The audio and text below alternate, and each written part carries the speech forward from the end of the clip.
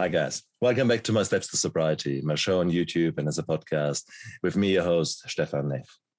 Today is another fantastic day for an interview because I have got Elisabeth with me. Elisabeth, when I read her story first, the very first thing that caught me was that she is a deadly diseases investigator. And I thought, wow, that's cool. That's cool because I'm a doctor and I've forever been interested in pandemics. And so to actually talk to someone who's actually there on the cold front, yes, I want to do that. I want to do that. So she had me there. But then she put the icing on the cake because she actually said, look, I actually became subsequently a healer of healers. And I talk about spiritual emergencies. And I thought, hang on. So you have got deadly diseases investigator, which is completely one side of the brain. And then spiritual awakening is the other side of the brain. Now, not so many people who actually can say that they have activated both of their brains. Now, this is cool. So I need to have this woman on my show. And guess what? Here she is. Ladies and gentlemen, I have got Elisabeth Lavacek. Welcome to my show. Whoa, what an intro, Stefan. My honor. Oh no, it's just amazing how beautiful the range of people is that I meet and that I get to interview because our paths cross.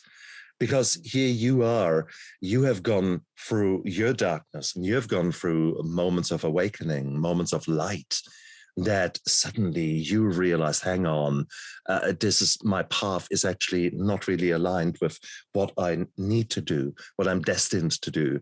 And that is virtually true for every single person I talk to on this show. That's often so true for those people that I meet in my daily life. But most of them are stuck in their darkness or on the treadmill and just going on a hamster wheel round and round, a rut, basically. And it's those of us who have really been in the darkness, who became so uncomfortable and so sick and tired of being sick and tired that they simply had to change. And that's where the magic happens. That's where the transformation comes in. And that's where you had exactly the same story. So therefore, Elisabeth, first of all, how do you become a deadly diseases investigator? I mean, that's not something you wake up when you're 7 years old and say, you know what, mommy? I thought about that. How did that happen? Well, there's definitely a lot of ways to get to that point, but mine was, I was in veterinary school to become a horse vet. And my junior year, there was a course called epidemiology. We all had to take it, and physicians have to take that too. There was one specific lecture that really caught my attention, and it was about an outbreak investigation. And the professor is a veterinarian. His specialty is epidemiology. And the veterinary school I went to is titled Veterinary Medicine and Population Health. So they already had that slant. And they actually have now joint programs where you can finish your DVM and then finish the Masters of Public Health. But they didn't have that in place at the time for me. But I was already kind of realizing, I don't know if being a large animal veterinarian is really quite the right thing for me, because I came from a family of physicians and nurses, and I was getting a lot of pressure to become a physician, and there's other things I thought I was going to do. So compromise, go to veterinary school. And I'm like, I really want to, that captured me because I knew right away that it would be big impact doing something like that. So I went up to the professor afterwards and said, can I do that? And he said, of course. He lights up and says, of course you can. And so it wasn't until probably a couple of months later, I saw a sign on the wall in the lecture hall that talked about our program to go to the Centers for Disease Control in Atlanta and do an internship, a rotation there. And so I asked if I could do that, and I did. And so I already was getting in the trenches experience doing infectious disease work alongside a federal scientist with that during my senior year of vet school. Then I went out and practiced as a large animal veterinarian. And, but right before I graduated, I actually asked veterinarians who are in different fields besides private practice that were either working at the State Department of Agriculture or in public health. And they all said, go out and practice first. It'll make you a much better public health person, a professional, if you go out and practice first. So I did. And then I went back to study public health and really enjoyed, just was drawn to infectious disease epidemiology, which fits well with a veterinarian because at the time I was hired as a bioterrorism epidemiologist. This was before September 11th and the anthrax letters. So I was hired. They really liked it when I interviewed for that because they saw that the category A, that what they call the select agents, the Centers for Disease Control, has these certain diseases they think are most likely for terrorists to try to weaponize. And most of those diseases are animal in origin. So they really wanted to hire me. So that's how I got my foot in the door in public health. Interesting. And no surprise there. That was interesting. When did you have those discussions? When did you start that journey? So it was, I graduated veterinary school in 97. So that was probably 1995 was when I first realized that I probably wanted to go in public health eventually. And so I practiced in public health for 20 years. First as a bioterrorism epidemiologist and then a public health veterinarian. I'm just trying to put that into the world events that were happening at that time. And it's beautiful to see that actually someone was switched on enough to actually think about those lines. Around about that time, Ken Alibek, or Kanatyan Alibekov, 1992, was the head of the Russian biological warfare program who actually defected. And he wrote a book about bioweapons, etc. And it was just, what an eye-opener. So therefore, when I read that book, I realized, oh, shit. We're all knee deep in shit because enough things had already occurred over the last 20, 30 years of his career. And then the USSR was falling apart. And now suddenly all these weapons and all these things were easily available. Madness, I thought, then. Now we have got again madness. Because not only did we just have COVID coming, no, we have got Putin doing interesting things in at the moment, isolated in Ukraine, but everyone is wondering what is next. You have got all these agents being around. So these are some very interesting times.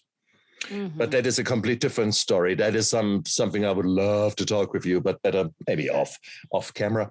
So going back to your journey, because here you were successful and very much in demand, because things only got worse from then on.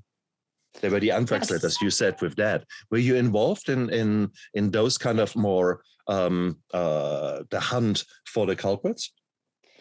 So I wasn't involved in responding to investigating the perpetrators. It was more in terms of where this was happening, the actual real anthrax letters. It was the threat of, so if somebody opened something and there was white powder in it, they would call 911.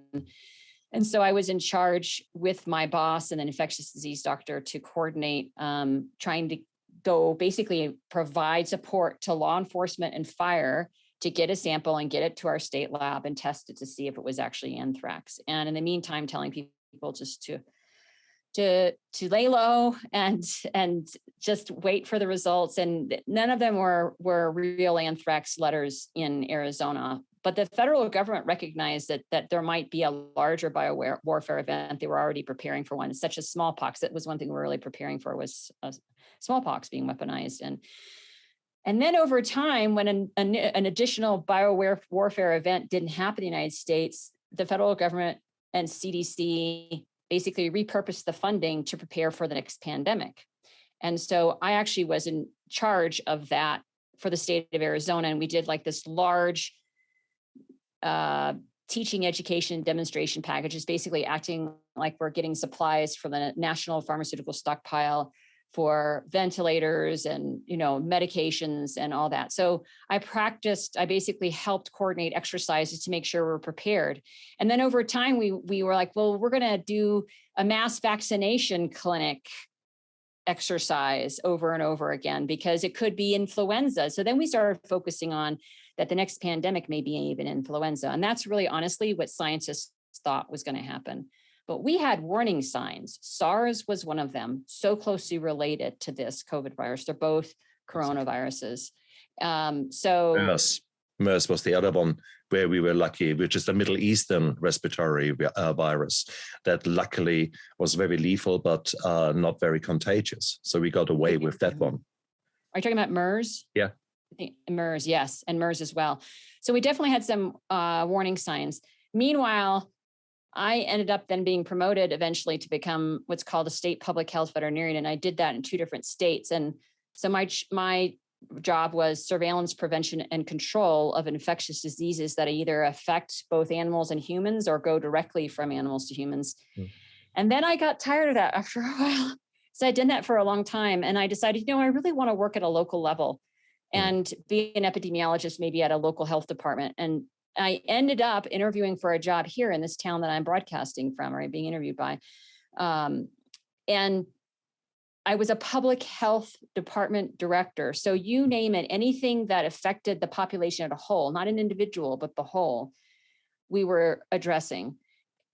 Very background kind of work. Public health, we shape communities so that it's easier to make healthy choices and it's more difficult to make unhealthy choices. And we ensure that the environment is as healthy as possible, the immediate environment around people. So when they go to restaurants, the food is healthy, that the water is safe to drink, that there's good sidewalks to walk on, that is good produce available for easily for people to buy. The list just goes on and on. But we always had funds to be preparing for a pandemic, and we would do exercises every year. And about a year before the pandemic hit, I was pretty burnt out, Stefan. And I said, I didn't say this to anybody.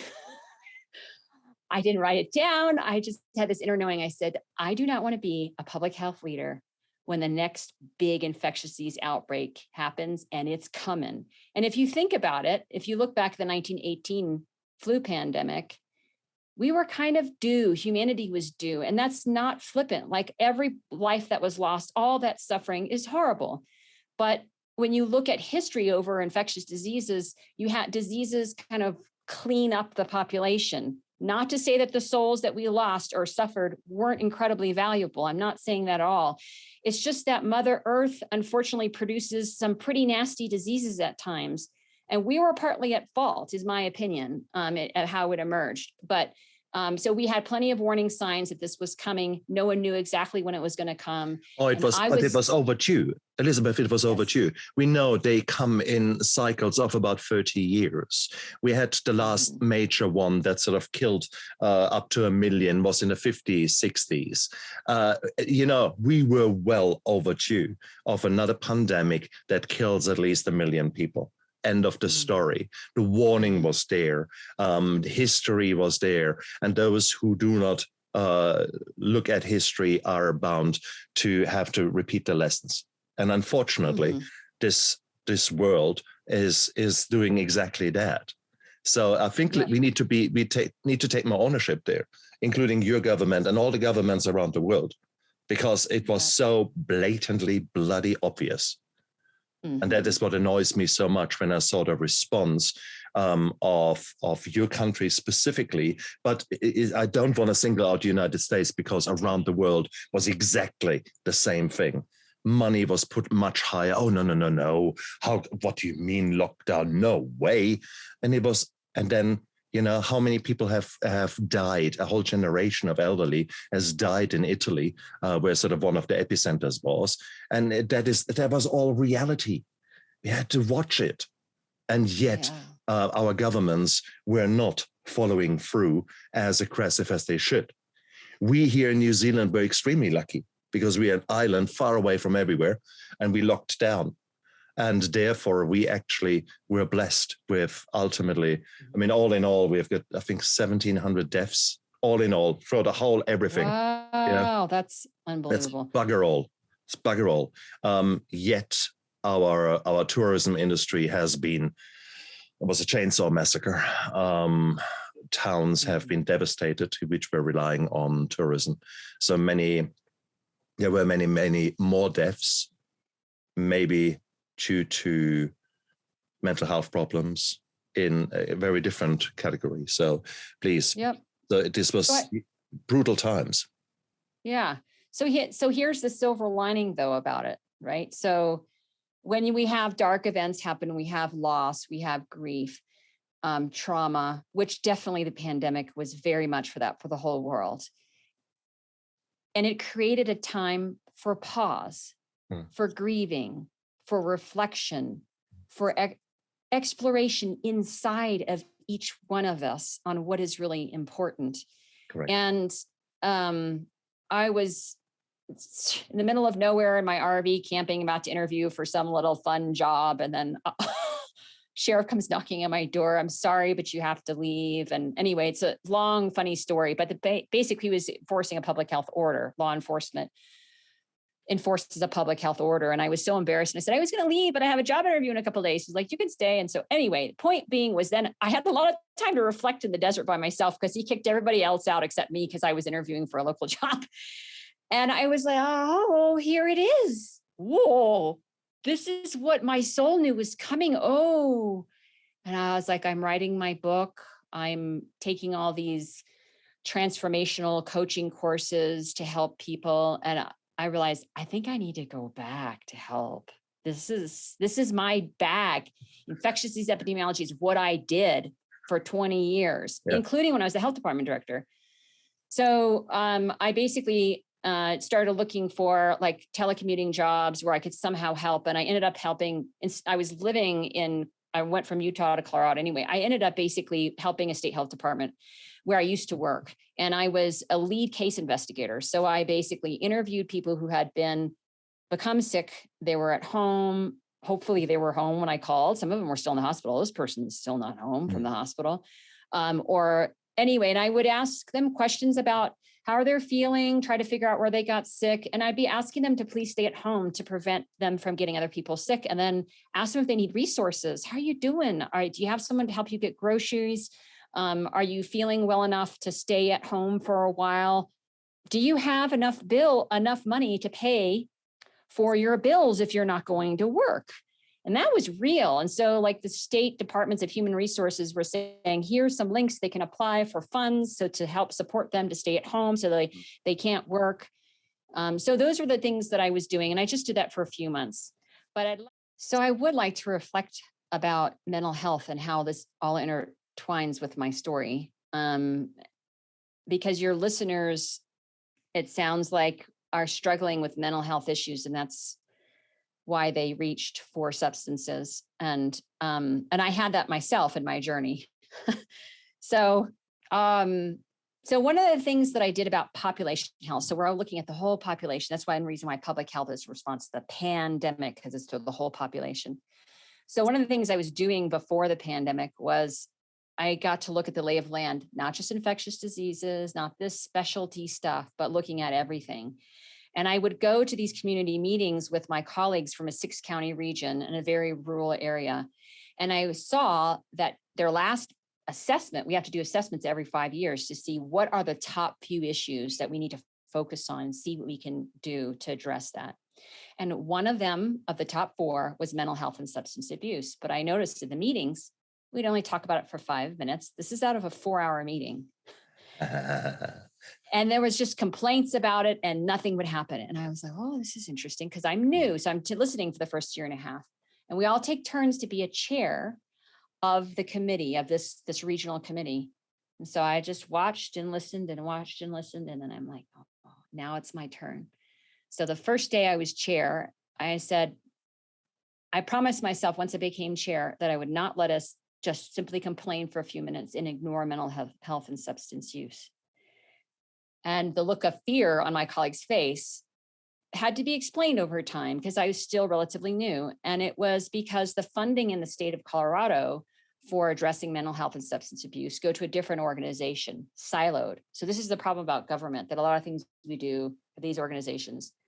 So even though it's a health issue, it goes through human services, which normally does things like child abuse prevention, food stamps, some of the they're very much related to the core of what we need. And like, if you look at the pyramid of what we need in order to become self-actualized, safety, food, all that. So mental health is somehow siloed into that in the state of Colorado. And so they're like, we don't have funds to address that. And I said, okay, I get that. There's another organization that's dealing with that. It's their job. I said, it's all related. The mind and the body, and of course, I'll talk more about how spirit is intertwined as well, are all interrelated. We can't ignore them. Our brain is right here. Exactly. Like we cannot, it's so intertwined.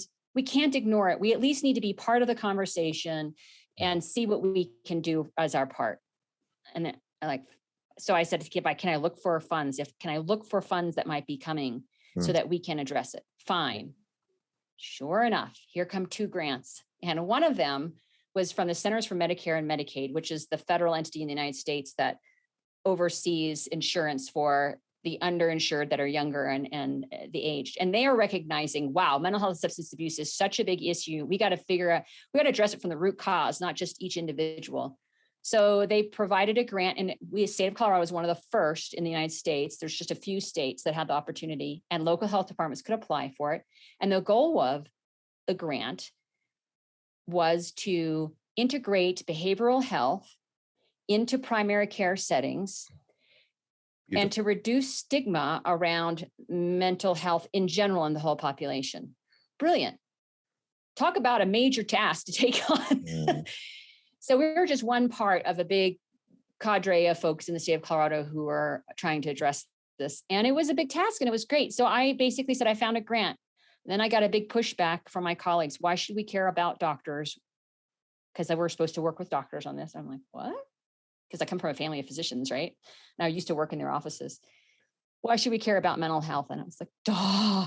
So one of the things I learned in public health is that statistics don't go too far. Like as a scientist, we can look at it and go, oh, look at these numbers. You have to hit the heart of people in order to get them to move, to take action, including my fellow scientists. So I'm going to tell a story now, and it's going to be painful for me to share. I'll probably cry, and I'll explain to you why stigma and mental health and primary care is important. And so I told a personal story from my family. And just to honor my family, I'm not going to go further on that. But you could have heard a pin drop when I finished telling the story, and they said, fine, you can apply for the grant. I applied. I didn't get it the first round. I called and I complained. Why didn't we get it? I had this healthy debate. And I'm like, okay, I see what I did wrong during the application. It's a shame I made those mistakes in the application because we really need this. A few weeks later, I got an email. Congratulations, you got the grant. Oh, wow. Yeah. So perseverance. Yeah, just being the squeaky wheel we say in the United States, I guess. Nice. So and keep going. Yeah, go ahead. No, keep going. I mean, okay. So I was very passionate. So I became a mental health advocate. So part of the goal was to bring in the hospitals, that Center for Mental Health that's funded through the different source, right? And then emergency medical services, law enforcement, public health, the doctor's offices that are federally funded, we call them, like bring them all together in a room and let's figure out how to do this, address it strategically. That was huge. Like us doing that in our region of Colorado, the federal government took note. So I was very excited about that effort. Mental health first aid is something that, I don't know, do you have that overseas, mental health first aid? It's a US thing. Okay. So you go, basically it's for anybody. It's like, I call it the first aid of the mind instead of first aid for the body. So it's a similar concept. You're providing some aid. You're being taught the right things to say and create space for listening and hopefully be discouraged from saying the wrong things. I've certainly had that happen to me. And then get people into the right hands, people who can help them. And so we're pushing that out into the community. But I got that grant and another grant, and I was pushing myself so hard. I come home so stressed out, talk about anxiety, that my partner left my life and I couldn't handle it. And I spun into deep clinical depression. And the doctors were trying to put me on antidepressants. I was doing everything the traditional mental health services were telling me to do, deep self-care, and I've ended up then, while I was clinically depressed, attracting in trauma, more loss, more trauma. And one day I just said, whoa, I don't know what's happening, but this is super dark. I know this is not a coincidence for me right now. I'm in the middle of leading a large mental health grant and I can't get myself out of depression. So that I'll just pause. So for now, is that too long of a story already? Oh, no, because that's the reality. That's life. You're getting involved in something, you invest yourself, and then some shit happens, and then you try to deal with the changes, and you work, you focus on everything else but yourself, and then your mood goes dark. This is such a recurring theme, and it's such a common theme. 1 in 3 people will be like you. That's the lifetime prevalence of clinical depression. 1 in 4, 1 in 3, something about there. So this is normal, what you're describing, for someone who is aware of what's going on. But for you, when it hit you, this came out of the blue. Did you recognize it at that time? There's a scene I describe in my book where my doctors kept prescribing antidepressants and I didn't want to take it. And I was doing other things, like I was a triathlete and exercising a lot. And I looked at the side effects, gut problems, and I was like, I already have gut problems. I don't want to take this because then I might not be able to exercise like I like. And then, okay, what are the withdrawal symptoms? Whoa, this is the same thing I'm experiencing now.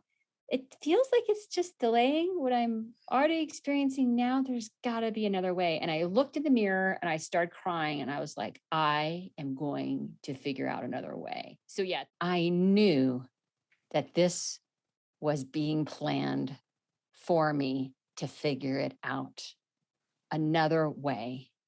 And I didn't know what it was, but I started exploring. A family member, a distant cousin, knew that I was going through something very dark. She knew I was struggling, and she sent me Deepak Chopra meditation, free 21-day challenge. And I liked it. I tried it and I was like, oh, this makes sense. Changing my thought patterns. And then I went to the local library and checked out books about mindfulness and meditation. And I just went deep. It was not very long, only a few weeks later, that I started experiencing like blissful out-of-body experiences. And I'd have them and I would, what was that? So this isn't right. I like it, and then I'd go dark again, go right back into my own. And I barely remember those blissful moments. And then I'd have another one. And so I went to my traditional counselor where I was going. And I said to her, is it normal to have euphoric experiences when you're coming out of depression? And she's like, what? And I'm like, they're kind of like orgasms. And she looked at me, eyebrow cocked. I'm like, whoa, I did not want to tell her anything else because I knew if I did, I would have probably been put in an institution, which turns out that actually happens quite a bit when someone's having a spiritual awakening. So I ended up basically spiritually exploring and meditating daily. And it was so healing. And my journey after that just goes deeper and deeper. And so I didn't know what I was experiencing until I had already decided I was going to become a health coach. So I was like, okay, I'm not going to be a public health leader anymore. I was taking all these courses. And then I realized I'm having this crazy experience. And I'm like on this organization's webpage called Assist, which is American Center for Integrating Spiritually Transformative Experiences. And I'm not sure how I landed on that webpage. I think there was some divine force guiding my Google. And I'm like, what's this? And I'm like, and then the webpage went away. And I was like, what's going on? Oh, we're building it out or whatever. So I was like waiting for bated breath for there's an organization that knows what I'm going through. And so I had to wait quite a while. I eventually went back on it and said, I want to volunteer to be in a study group because I'm a scientist, right? I'm like, someone needs to study what's going on in me. This is really beautiful, but it's destabilizing. And I'm having a really hard time functioning. And so this person said, have you reached out to Emma Bragdon? And she's got a PhD in transpersonal psychology, and she has her own integrative mental health university. I go on her webpage, I get a couple sessions from her, and she's explaining to me what I am having, which is called a spiritual emergence. So I'd like to read from her out of respect to her, because she's written books that she's a very left brain scientist who's researched this a lot and speaks about this. Shall I define it from her? Yeah, please. Okay. Got to get the glasses on. So her definition is, spiritual emergence is the process of personal awakening into a level of perceiving and functioning which is beyond normal ego functioning. The process may at first include one of the following phenomena: out-of-body experiences, occult phenomena, precognition, clairvoyance, astral travel, and perceptions of auras. At its peak, spiritual emergence is the experience of the ultimate unity of all things, a mystical experience. Emerging with the divine, which transcends verbal description. Among the positive effects of this process are increased creativity, feelings of peace, and an expanded sense of compassion. And that's paraphrased from a much longer explanation from her. And so what I was having, which is not on the list, but it's in the training that I took from her, is something called a kundalini rising. And I had heard the word kundalini, like kundalini yoga. I'd heard about chakras, and I was such a left brain scientist. I was like, woo woo. Mm-hmm. Even though I was a yoga instructor already. And I was raised by German Catholic immigrants that are old enough to be my grandparents, and bless their souls, they're still alive and just amazing individuals. But, left brain, raised that way. So I had to experience it for myself to then start going, oh, what is this? I turned to deep, old, ancient Eastern wisdom. And so I'd like to share a definition from Steve Taylor, who studied the Eastern traditions, and he wrote a book called The Leap. His definition is, in the Indian spiritual traditions of yoga and tantra, sudden energetic awakenings are depicted as kundalini awakening. Kundalini, derived from the Sanskrit word kunda, spelled with a K, K-U-N-D-A, meaning to coil or to spiral, is an intense and explosive form of energy that lies dormant in the lowest of the 7 chakras. So it took me a long time to understand what that was. And there's whole books written about it, including one from psychologists and physicians who are open-minded and know that this does happen. It's a pretty rare event, but I think with the pandemic, there's a lot of people that have been pushed to the edge: loss, grief, trauma, anxiety, depression, and they're exploring. And it's happening now. I see people spiritually exploring quite a bit. And so I love supporting people who are spiritually exploring, but I because I'm a left brain scientist, I really do practice and encourage discernment, because there is a lot of woo-woo stuff out there related to spirituality. And I like to support people to become grounded again, to make sure they're safe, to spiritually explore with discernment and find the right path for them. And what's so beautiful about that is that this is where the intertwining of mental health and spirituality come. So the other piece that had to happen in order for me to understand what I was experiencing was I didn't have a mental health professional that understood what I was going through that I could speak to. And I was scared. And I just put it out there. I'm like, I need help. And like not too long after that, probably about 2 or 3 months, I was introduced. Literally, she saw me across a gathering and something told her to introduce herself to me, and she became my counselor. She also had a dramatic spiritual awakening and is a mental health professional with deep spiritual competency. Nice. And that word is borrowed from some scientists that actually have a whole, it's at the back of my book. They have a whole webpage with training for mental and physical health professionals, so that they can recognize the spiritual awakening and they can support people to go deep, to get through whatever it is that they're going through. So I like supporting people to use both Eastern and Western approaches. Absolutely. We should do that with everything, mind, body, and spirit. I honestly am very passionate about that now. So I'll pause now.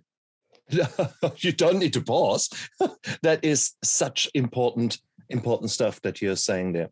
But then again, I play now devil's advocate, and not because I think that what you're saying is wrong. No, I just want to put another facet onto it. There are not just spiritual awakenings. There are also problems in the mind where people, just with the pandemics, which come in cycles, people also have got trouble that come in cycles. So there's the bipolar disorder. So you have got the darkness, the depression, that is then suddenly interrupted by a manic episode. And manic typically going, absolutely, the world is wonderful, I love it, we need to go out, I want to buy 2 Porsches, I buy 3 Porsches, and I want to spend all the money with my friends because the life is so beautiful. That is a manic episode. And it's sometimes so hard to delineate these kind of things. Are there spiritual awakenings? Bloody hell, yes, there are. Yes, there is a whole healing side, a spiritual side out there. No two ways around it. I've experienced it. I was blessed enough to actually have healers in my friendship circles who helped me. And within all means, it's a wonderful, wonderful experience to actually, you can practice that, you can train that side of you. And that is all a wonderful thing to do. But there are also times when, especially when things are new, that you may wish to just step back for a moment and say, wow, yes, this could be spiritual, cool, but maybe, and just maybe, I need to speak to my GP, to my family physician. And maybe if you are a loved one out there where your relative, son, daughter, brother is suddenly experiencing some very strange things in your mind and maybe exhibits strange behavior, please seek help, because this could be early onset schizophrenia. There are certain diseases where the perception of the mind completely alters. And these can be life-threatening to the person involved, as well as to others if there are suicidal or homicidal thoughts are part of that case presentation. So there's certain mental health problems that can very much mimic what you have just described. Yes, for sure. So I think it's really, really important that we say, if something beautiful, such a transformation, if something like that happens, let's rule out the not so nice things, because you don't know what is happening. So therefore, it is very well worthwhile to keep a very good relationship with your family physician, with your GP, because that means that that she knows you. So there's one person who has accompanied you over the last decade, maybe. And then if suddenly something changes, this person can help you to delineate, is that something really beautiful that needs to be embraced? Or is that something that maybe is a sign and symptom of something else?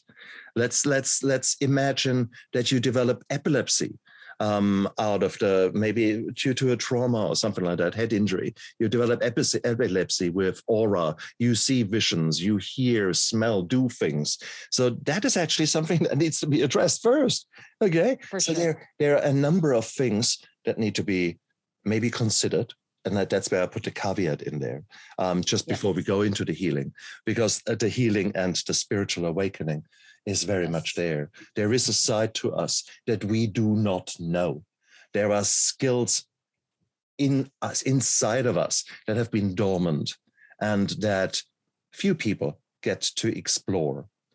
And because they are dormant and because not so many people talk about them and deal with them, therefore, when people actually speak about them, it's very easy for others to say, yeah, right, tree hugger, nutty, whatever derogatory terms you want to use. Did you experience that? I mean, what did your left brain make out of these things? Were you scared? I was scared because it's nothing that I had experienced in this lifetime before. And it was so blissful. It was more blissful than anything else I had experienced. And when you have experienced something that intense, I was actually thinking, am I entering a bipolar phase of my mental health? What is going on?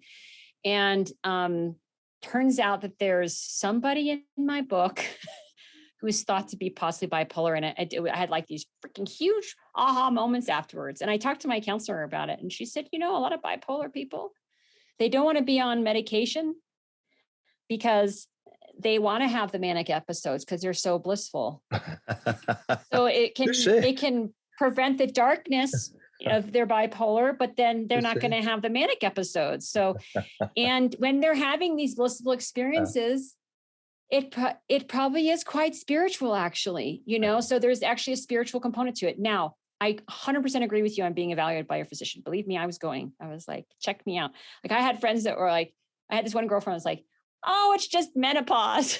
I had all this crazy stuff happening in menopause too. So I'm like, okay, I'm so sick of her saying that. It's not time for my annual. I'm going into my gynecologist. My gynecologist is like, huh? Because he was one of the ones who actually wanted me to take antidepressants. He's like, oh, he's like, you're fine. And I go, I'm like, pull my blood.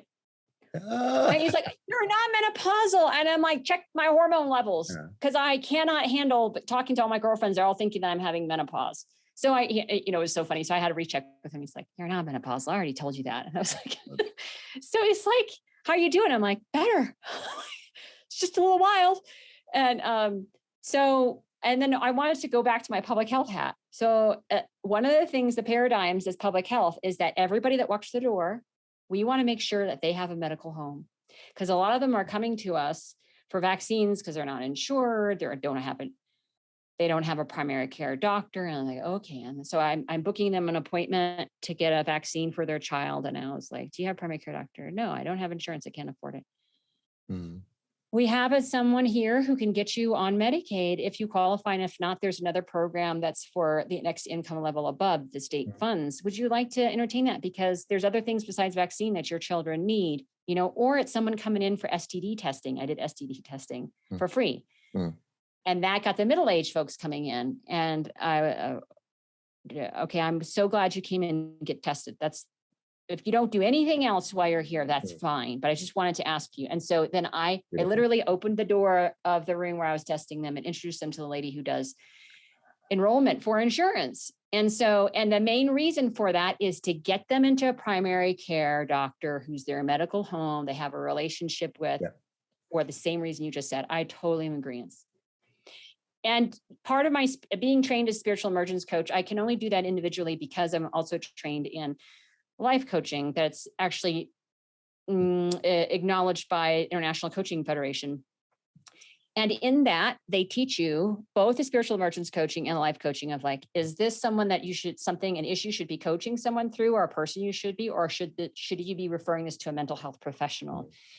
That is something I practice almost every day when I coach folks, because it is a lot of times bumping up into the mental health realm. And I'm then the bridge to make sure that they're getting into a mental health care professional that's the right one for them.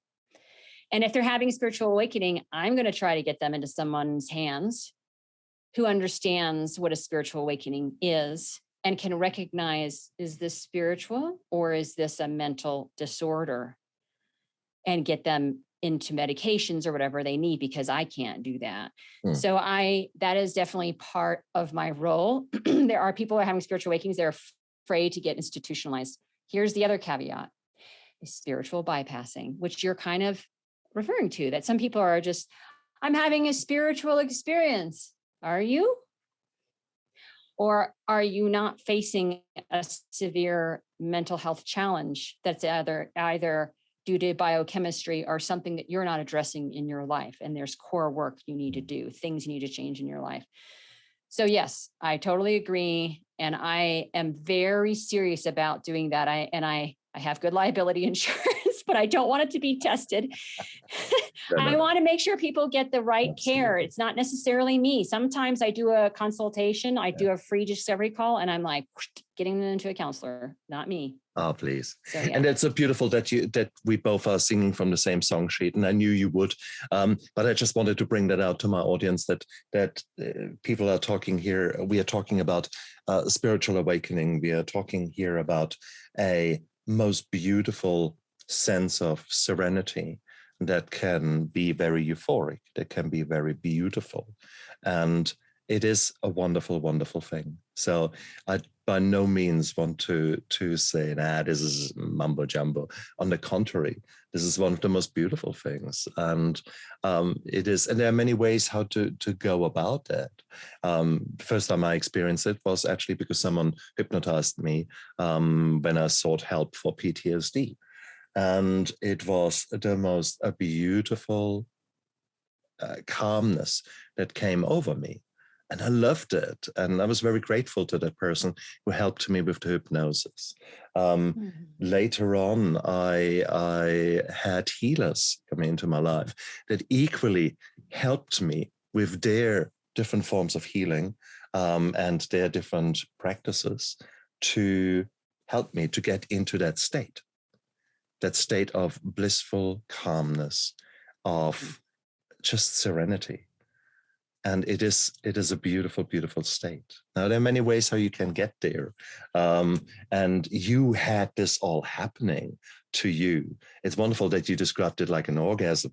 And I guess the after effect, I didn't have this orgasm like, wow, but I certainly had the serenity after the orgasm. And that is so beautiful because I was looking for that throughout my whole life. This kind of finally able to relax, finally able to jump off the hamster wheel. And that is beautiful. So wonderful. How did you train yourself to repeat that and get more of it? Because it can be quite addictive. Well, it was actually sort of the opposite. And that's what's interesting about that's why I want to be somebody that studies this. I love for them. I did actually go in a little study, but it didn't lead to a whole lot. My kundalini rising wouldn't stop. So the chakras are lined up in the sushumna, which is in line with your spinal column, your spinal cord. And so my kundalini was bouncing around and was not continuing to rise smoothly. And I was having these kind of out of body experiences without even trying. And it was very destabilizing. I'm like trying to run a government agency and I'm like, I'd wake up in the morning, I try to meditate a little bit because I had a lot of stress too at the same time, just the normal everyday running the department. So I'd meditate and then I'd come out all blissful. I'd be like, I got to go to work now. And then I'd have spontaneous experiences like later in the day. And I'd be like, I got to step down from this job. So that's the other thing. It wasn't just my soul saying the pandemic's coming. It's like, this was time for me. So what I ended up doing was I was like, I went on a search for why was a kundalini rising happening for me? And I'll never know the exact reason. It was time for me. But I basically, the purpose of that is to find the spiritual path that's right for you and go deep. So I meditate every day and I go so deep that I can quiet my mind and I can feel that soul, peace, joy, love, bliss. I'm not given it every day. It's partly my work and it's partly divine forces to get back in touch with the deep, deep peace of my soul. And then I learn, and then there's things I study associated with my spiritual path. So my spiritual path is very specific. And if I mention it, I don't want people to judge me, just like I don't judge anyone else of their spiritual path. So my spiritual teacher is Yogananda, and he came over from India in 1920. And he basically brought an understanding that Jesus taught a form of meditation. That's what he was teaching his disciples. So was Krishna, Jesus Christ, Krishna. Through meditation, you can realize that you are a divine soul. Every single one of us is. Every human is a beautiful divine soul, and we're all here to grow and evolve. And I don't know why I deserved it. It's a very profoundly ancient form of meditation that goes back thousands of years. In my book, I describe how I was led to it. Let me just tell you that it wasn't easy. I'm giving any listeners who are open a bypass of what I had to go through, which was brutal. Because after I started having those experiences, I had a lot of other darkness during my exploration. That's one reason why I'm a spiritual emergence coach, because I don't want other people to experience some of the darkness, because there's a lot of darkness out there on some of these spiritual paths that are not, there are some souls that are spiritually exploring that have a lot of work to do. And I had to interact with some of them, and it was not fun. And now I feel I'm in such a peaceful, safe time of my life, grounded, centered, scientific, spiritual, ready to serve, serving those, that anyone that crosses my path that is ready to change and do the work. But meditation is an extremely powerful way to let all the clutter in your mind drop out. And really, after meditation, reflecting on where you are in your life. What is it you really want to do? What's your part? Anything that's challenging in your life right now? What's my part? How can I change it? How can I be a better person while I am still on this planet and interacting with others in whatever I'm doing?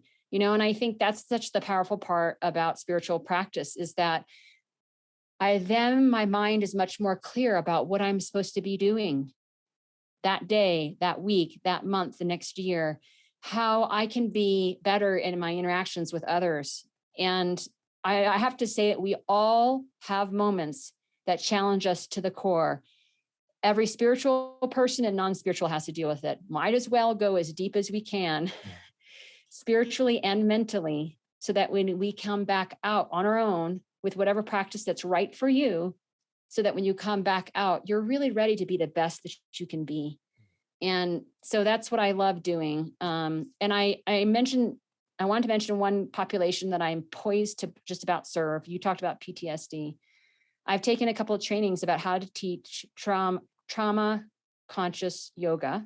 And I teach meditation at the end. And I really want to teach to women that are in domestic violence shelters or are just coming out of one, because I had some physical violence after I started having the blissful experiences, and then again later. And it's like, I don't want that to happen to other women. So some of these women who are going through violent experiences and then recovering, they may be spiritually exploring and be having not feeling grounded, needing guidance. And so that's a population that I'm poised to serve here, because I just finished some training. So I've been teaching yoga and practicing for over 20 years, and meditation is still relatively new to me. I've only been doing it now for 4 years in this lifetime. But that's my feeling about meditation. Is on my quote in my book, which is not mine, and I could not find out who it was, but said meditation is medication for the mind.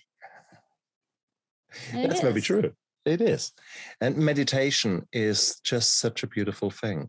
And there are certainly so many prejudices out there against this practice of just grounding yourself, giving yourself a chance to switch off the sympathetic nervous system and rather actually stimulate the parasympathetic nervous system. For you actually coming off the hamster wheel and just taking a moment to pause. And it is during those parasympathetic periods that your body can heal, that your body can come up with answers to questions that are plaguing you and harassing you. And suddenly it is those beautiful moments of clarity where you get ready to change, or where answers come to you that then allow you to take the next step, whatever that may be. But if you never actually experience that, that is a very sad thing. Now, meditation comes in so many versions, some of them more spiritual, like maybe what you have described. Others are very practical, where there are not many deities concerned and not too many chakras, but it's more focusing on really on the breathing, on the breath work, etc. So there are, whilst maybe one version might sound rather scurril and maybe odd for you, there may be other ways of doing that. Some people would say that maybe if you're very religious and you're in deep, deep prayer, something similar may occur, parasympathetic activation. So everything calming down. I think ultimately there are many ways how you can get to that level. So don't shy away to explore and figure out what is the right thing for you. We are all different. We all have different core beliefs. We are all different in various stages in our life. Something that might sound absolutely bonkers to you now, in 3 years' time, maybe you actually say, damn, I was just not ready to hear the message then. So who knows? Who knows? But it's a beautiful thing. So if your paths cross, or if your path crosses with the path of a healer or someone who recognizes maybe that you're in need of something and offers you that talk, or offers you a healing session, or offers you a something new to consider, ask yourself, really, what have you got to lose? Is there really, are you standing in your own way of actually getting better? But I would like to say another thing, please. There is a hierarchy of needs, and the spiritual awakening is on the very, very top. It's like the crown on the top.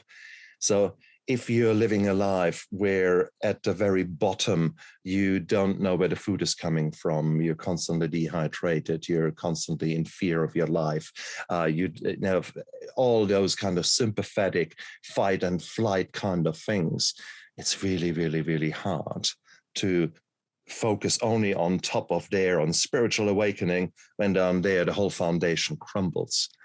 But maybe that spiritual awakening gives you time for a moment to think, my God, what am I doing here? I'm going to say, my God, my Krishna, my Allah, my spaghetti monster, whatever is your belief system. Don't get hung up on any kind of religion. Maybe you get the clarity to address some of the things right now, of the things that you can do. For example, to rehydrate, right now, you could take a big glass of water and actually see how that feels. You can take a deep breath and see how that feels. You can maybe take time to actually eat something if you've been running around like a blue-ass fly. So it is those kind of things, okay? So there is a life out there waiting for you guys. And I think spiritual awakenings and a more spiritual component to your life can only be a beautiful thing. There is, I don't see anything negative to it. If you just let it, okay? If you just accept that maybe your parasympathetic nervous system deserves a bit of support, that maybe the powers that heal you from inside are saying, are you nuts? Can you just stop running for a moment? Can you just stop escaping your reality for a moment? Yes, you've got shitloads of trauma. We know that, but we are burned out. Your pure adrenal glands are going nuts. And they have been so for the last decades. Hey, maybe it is time for you to actually just come off the hamster wheel and actually explore that and see if by igniting your spirituality, what will happen to your life. I think it will change, that's for sure. It might lead you onto paths of, as you indicated, Elisabeth, healing comes in layers, trauma comes in layers. So ultimately, you might be able to deal with something which might be a bit painful, like pulling a tooth, but then at least that nasty thing is out of your soul, and okay, you can get on with life, and then maybe you can come to the next thing that needs a root canal, and you sort that out. So it's beautiful, absolutely beautiful. So Elisabeth, I mean, what a journey for you, what a transformation from a deadly diseases investigator to now a healer of healers, a person who is helping others to explore a different part of their lives. And it just shows that any transformation is possible. Yours is extreme from one brain to the other brain side. And that's cool. That's beautiful. We all can do that if we let it. So Elisabeth, if people actually want to know more about you, for example, your book, tell us about your book to start off with. It's titled Stillness and Wilderness, a bold ride from despair to deep wisdom and love. And there's an adjective called brutiful because it was brutal and beautiful. And it's available on Nook and Amazon. If you go on YouTube and you just put Stillness and Wilderness in, you'll see like a little 1-minute trailer on it. You can go to your local bookstore and ask them to order it if you don't want to order through Amazon or Barnes and Noble or one of those big operations.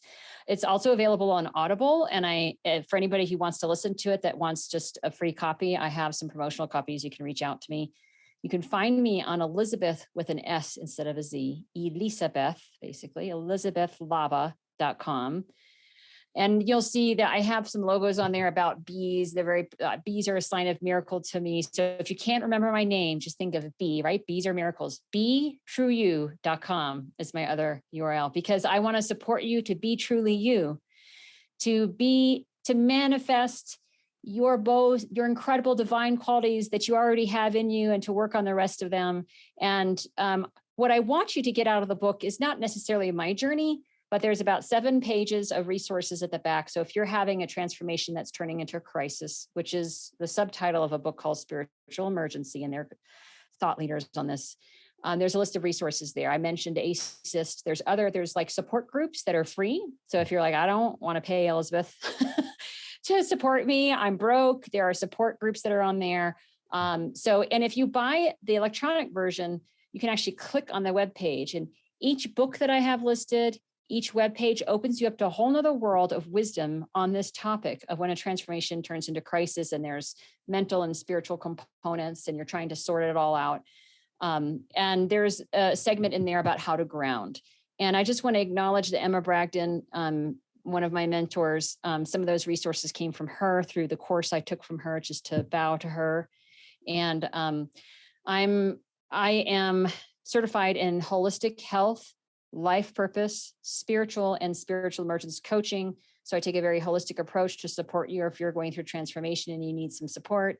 I'm very gentle in my coaching. And I put on meditation and yoga workshops and retreats. So if you want some healing, and I call one of the retreats Stillness in the Wilderness, because I love to do it in nature, guiding people through their healing process. And I just want to acknowledge that, yes, alternative healers, going to energy healers, massage therapists, chiropractors, all these, there's so many different types of healers that I've been through due to a different journey I've been through with my own body. And I always support people looking at merging both ways. And the book if you look at the resources in the back, you can see it's a blending of Eastern and Western wisdom for sure. And that's the ideal way. Take the best of both sides. Why sit firmly in one camp and fight the other when both camps together, bringing them to the same table, where 1 and 1 makes 3? How beautiful can that be? So I very much practice that in my own life. And guys, I invite you along to the journey.